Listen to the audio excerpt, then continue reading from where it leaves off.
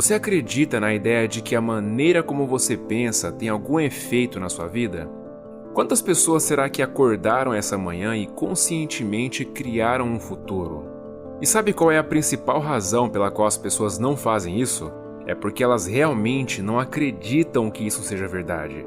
Veja, se você soubesse profundamente que isso é absolutamente verdade, você perderia um único dia da sua vida? Você deixaria que algum pensamento passasse pela sua consciência sem que o desejasse? O seu cérebro, de acordo com a neurociência, é organizado para refletir tudo aquilo que você tem conhecimento na sua vida. Seu cérebro é o registro do seu ambiente e um relatório do seu passado.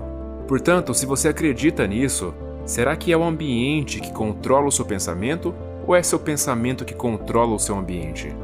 Veja, suponhamos que você acorde de manhã e repita os seguintes padrões.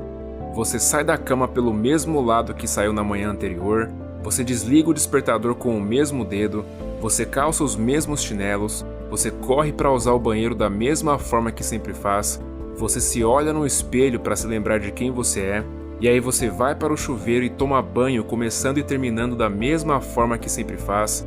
Depois você se arruma para se adequar ao que todos esperam que você se pareça, e aí você vai para a cozinha e toma café na sua xícara favorita, e então você dirige para o trabalho pelo mesmo caminho de sempre, você vê as mesmas pessoas que te desencadeiam as mesmas reações emocionais, e aí você faz as mesmas coisas nas quais você memorizou e se tornou um expert. Depois você volta correndo para casa, se apressa para checar os e-mails, depois se apressa para ir para a cama o quanto antes para que no dia seguinte tudo isso comece de novo.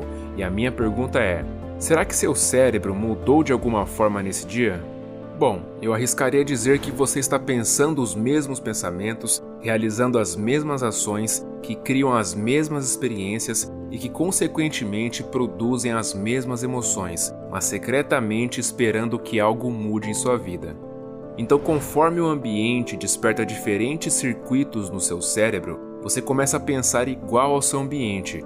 Conforme você vê as mesmas pessoas e vai aos mesmos lugares e faz as mesmas coisas na mesma hora, é o ambiente externo que está despertando diferentes circuitos no seu cérebro, fazendo você pensar igual a tudo que você conhece.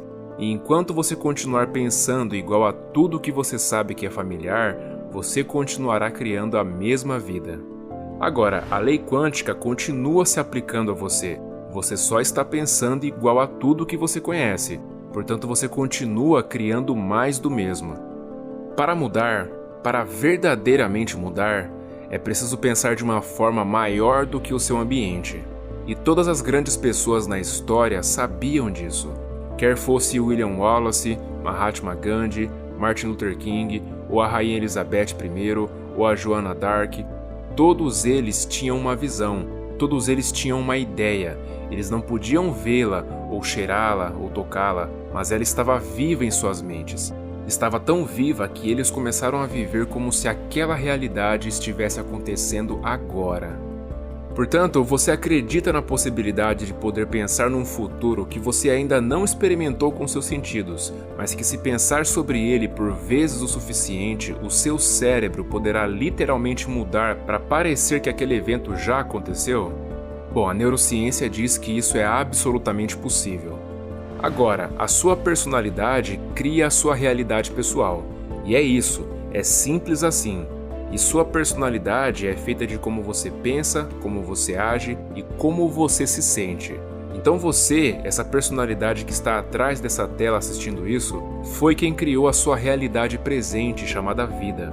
E se você quiser criar uma nova realidade pessoal, então você terá que mudar os pensamentos que você está pensando, os comportamentos e hábitos que está executando e as emoções que você memorizou e que se tornaram parte da sua identidade. E o problema é que a maioria das pessoas tenta criar uma nova realidade pessoal a partir da mesma personalidade. E isso nunca funcionará, pois nós temos que nos tornar uma outra pessoa. Então, como você continua pensando os mesmos pensamentos, realizando as mesmas ações e vivendo as mesmas experiências que produzem as mesmas emoções, existe um princípio da neurociência que diz: neurônios que disparam juntos se conectam. E se você continua mantendo os mesmos estados mentais e corporais de novo e de novo, seu cérebro começa a disparar nas mesmas sequências, nos mesmos padrões e nas mesmas combinações. E sempre que você faz o cérebro trabalhar de uma certa forma, isso é chamado de mente. Mente é o cérebro em ação. Então, conforme você se lembra todos os dias de quem você pensa que é, você faz com que seu cérebro passe a funcionar exatamente do mesmo jeito. E conforme ele funciona no mesmo padrão ao longo do tempo, o cérebro se vicia numa assinatura muito limitada, que em outras palavras é a sua personalidade. Agora, essa caixa no seu cérebro não é literalmente uma caixa, mas sim os programas neurológicos que mais comumente rodam de forma redundante, pelo fato de nós continuarmos fazendo as mesmas coisas repetidamente.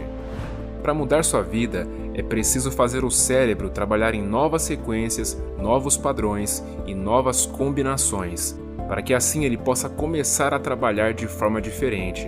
E o principal ingrediente que nos permite fazer isso é o conhecimento ou a informação, porque toda vez que você aprende algo novo, você faz uma nova conexão no seu cérebro, que, diga-se de passagem, é o que significa aprender. Aprender é forjar novas conexões, já lembrar é manter ou sustentar essas conexões. Bom, então toda vez que você tem um pensamento, você produz uma substância química. E se você tiver pensamentos alegres, grandes ou ilimitados, você acaba ativando um grupo de circuitos no cérebro, nos quais disparam numa sequência muito específica de padrões e combinações, e que por sua vez produz um nível mental que ativa a outra parte do cérebro, e que produz uma substância química para que você se sinta exatamente da mesma maneira como está pensando, seja esse pensamento grande, feliz ou ilimitado. Agora, se você tiver um pensamento negativo, ou triste, ou autodepreciativo, você acaba ativando circuitos diferentes, em combinações diferentes, em sequências diferentes, em padrões diferentes, nos quais produzem um nível mental diferente e que no fim fazem o cérebro começar a produzir um lote diferente de substâncias químicas que sinalizam o corpo a te fazer começar a se sentir exatamente da mesma forma como está pensando, ou seja, negativo, infeliz e indigno.